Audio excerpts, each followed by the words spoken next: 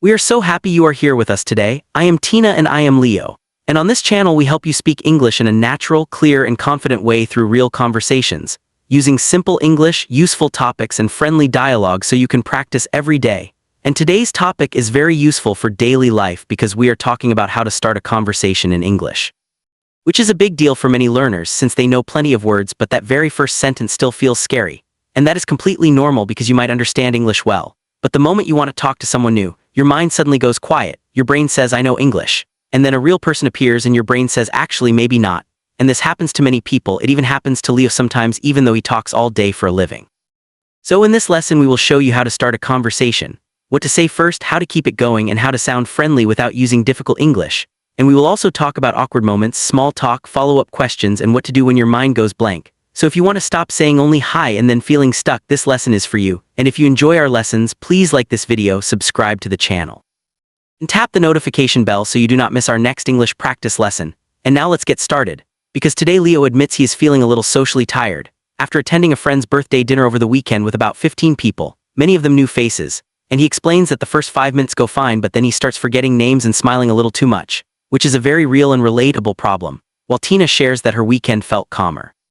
With a small book event on Saturday where she spoke with 2 people about reading habits and language learning, and coffee with a friend on Sunday, and she explains that conversations feel smoother for her because she relies on simple questions, almost like a small system, while Leo jokes that his system is weaker because he just says hello and then hopes his next sentence appears by magic, which does not always work, and this leads naturally into today's main question. Which is why starting a conversation feels so hard for so many learners, and the honest answer is that people often believe the opening line must be perfect. So instead of speaking they end up saying nothing at all. But the truth and the very good news is that most conversations begin with extremely simple English. And you do not need a perfect line, you only need a simple one because something as short as hi is genuinely enough to begin a conversation. And once that first small word is out, you can add something tiny like how are you, or hi, how's your day going, or hi, is this seat free, which works especially well in cafes, trains, waiting rooms, and classrooms. And this shows that a conversation starter is often just one small sentence about the situation you are already in. Meaning if you comment on the place around you, the conversation feels natural right away. For example, saying, this place is always busy in a cafe. Or is this your first time here in a class? Or how's your morning going at work? Or how do you know the host at a social event? And these lines work precisely because they feel completely normal.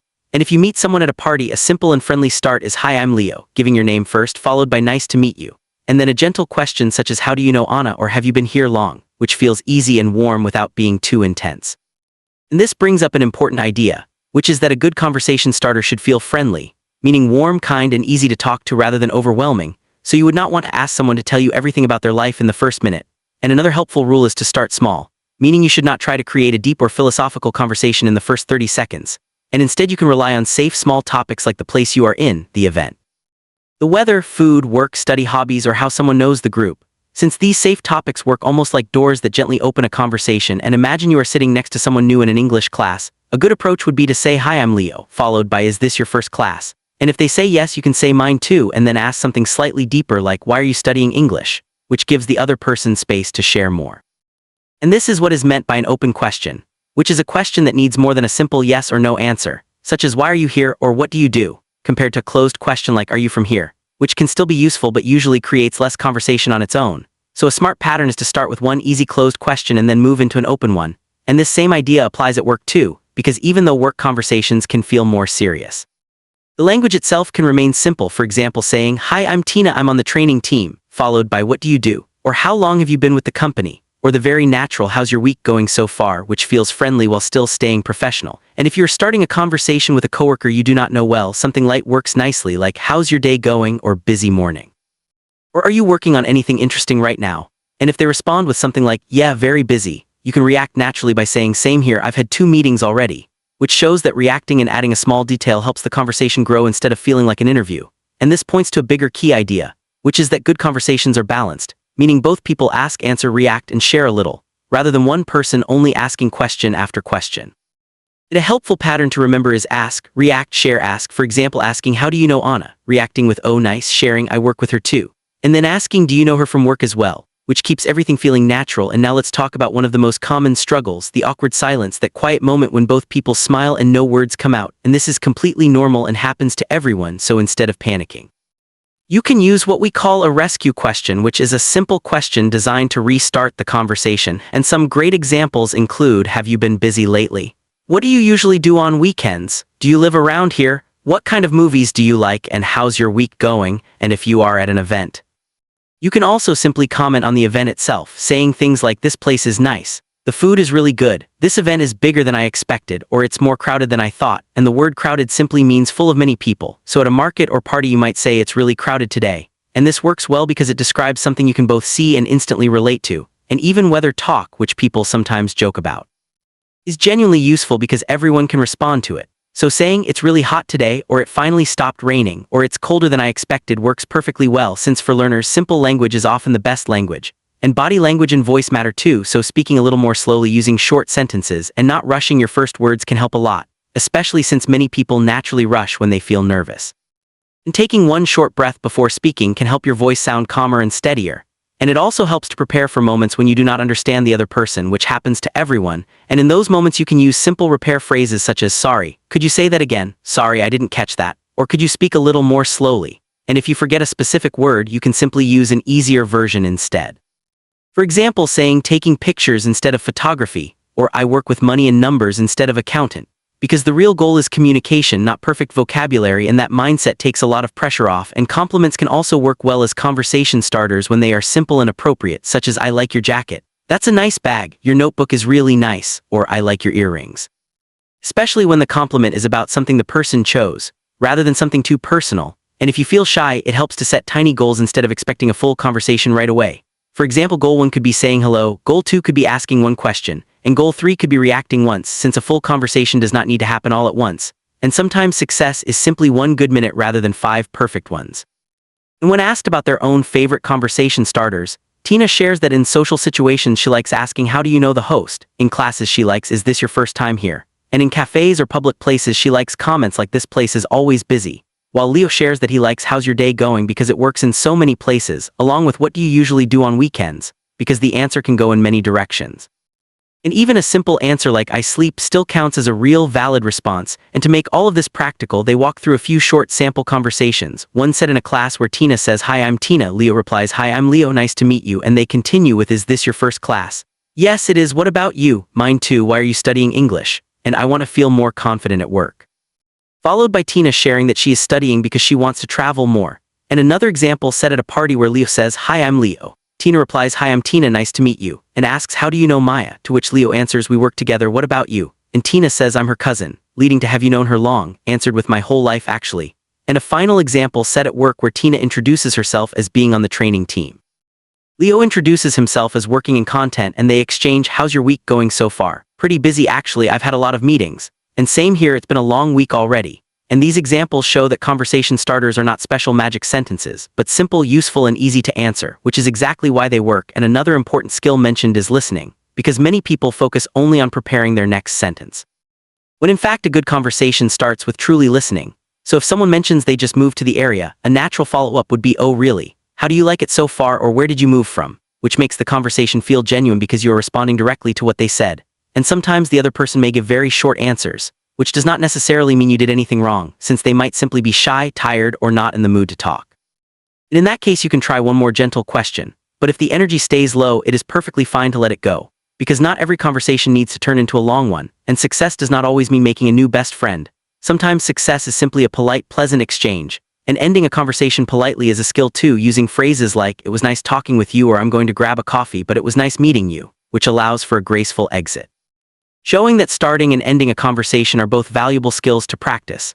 And when asked for their biggest tip in one sentence, Tina says start small and stay curious, while Leo says don't wait for the perfect sentence, because perfect sentences rarely arrive right on time, but simple ones usually do. And to help lock in today's learning, they review some key vocabulary, starting with start small, which means to begin in a simple, easy way. Useful in sentences like, if you feel shy, start small, or it's easier to start small than to force a long conversation. Followed by friendly, meaning warm, kind, and easy to talk to, as in she sounds friendly so people feel comfortable, with its opposite being unfriendly, meaning cold or not welcoming. And then open question, meaning a question that needs more than a yes or no answer, such as what do you do on weekends, or why are you studying English? Compared with more closed questions like do you like coffee, And next is react, meaning to respond with feeling or interest, since conversations feel warmer when you react naturally with phrases like really or that's interesting. And its related noun is reaction, followed by awkward silence, meaning a quiet moment that feels uncomfortable, which is completely normal and not a disaster, and rescue question, meaning a simple question that helps restart a conversation, such as do you live around here or how's your week going, and next is balanced, meaning shared fairly by both people rather than one person doing all the work, since a balanced conversation includes asking, answering, and sharing. And then crowded, meaning full of many people, useful in sentences like this cafe is really crowded today, with its opposite being quiet or empty depending on context, followed by around here, meaning in this area or near this place, as in I'm not from around here or are there any good cafes around here. And finally let it go, meaning to stop pushing and move on, useful both in conversation, such as if the other person doesn't want to talk, let it go, and in daily life stress in general. And after this vocabulary review, they organize everything into a simple social survival guide, starting with the idea that starting a conversation does not need a perfect sentence, since simple openings like hi or how's your day going are enough, followed by situation-based starters that use the place around you, such as is this seat free or how do you know the host. Then the idea of keeping a conversation going using the ask, react, share, ask pattern, along with relying on open questions and safe topics like work, study, hobbies, weather, events, and weekend plans, followed by understanding that awkward silences are completely normal and can be restarted with simple rescue questions.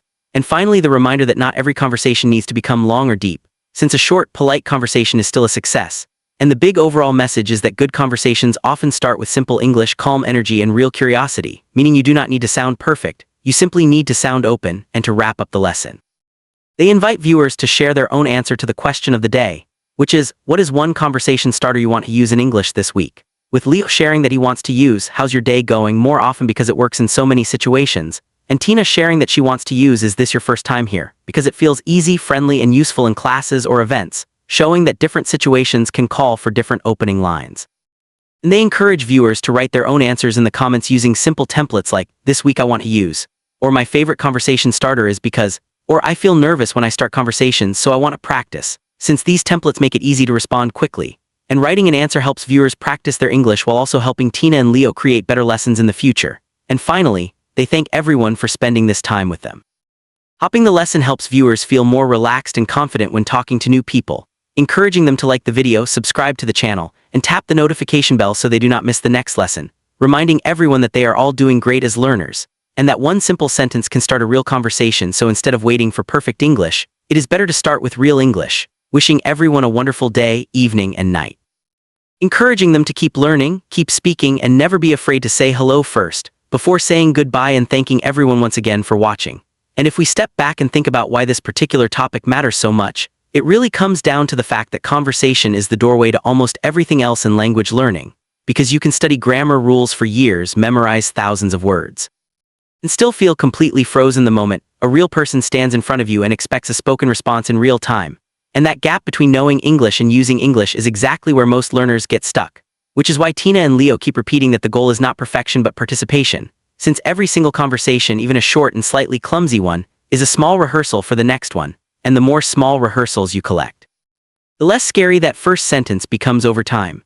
And it also helps to remember that native speakers themselves are not delivering perfectly polished sentences either. They hesitate, they repeat themselves, they say and and restart their thoughts halfway through. So the pressure learners put on themselves to sound flawless is often far higher than the standard native speakers actually hold themselves to. And once you accept that a slightly imperfect but friendly sentence will always beat a perfect sentence that never gets said out loud, a lot of the fear starts to fade. And this is also why practicing with predictable patterns like the safe topics, the situation-based openers, and the ask, react, share, ask rhythm is so valuable, because patterns give your brain something reliable to hold on to when nerves show up, in the same way a musician relies on scales before improvising freely. And once these patterns become automatic, you will notice that your mind has more space left over to actually listen to the other person, notice details, and respond genuinely, instead of spending all its energy just trying to produce a grammatically correct sentence. And that shift from focusing on your own performance to focusing on the other person is often the real turning point, where conversations start to feel less like a test and more like an actual connection. And it is worth remembering too that different environments will always call for slightly different tones. A conversation at a birthday party can be more playful and relaxed. A conversation with a new coworker will lean a little more polite and professional, and a conversation in a classroom often sits somewhere comfortably in between, but the underlying skeleton stays the same everywhere: a small greeting, a simple question about the situation. a genuine reaction to whatever the other person shares, and a willingness to add a small detail of your own. And if you keep that skeleton in mind, you can walk into almost any social setting with a plan, even if the exact words change from place to place. And finally, it helps to treat every conversation, successful or awkward, as useful data rather than a pass or fail moment, because even the exchanges that end in silence or short answers teach you something about packing tone or timing that you can quietly adjust for next time. So instead of replaying an awkward moment with embarrassment, try replaying it with curiosity, asking yourself what you might try differently next time, and then genuinely letting it go. And if you keep showing up, keep saying hello first, and keep treating simple English as a real and valid tool rather than a lesser version of proper English, you will find that conversations become less about survival and more about genuine, everyday human connection, which is really the entire point of learning a language in the first place.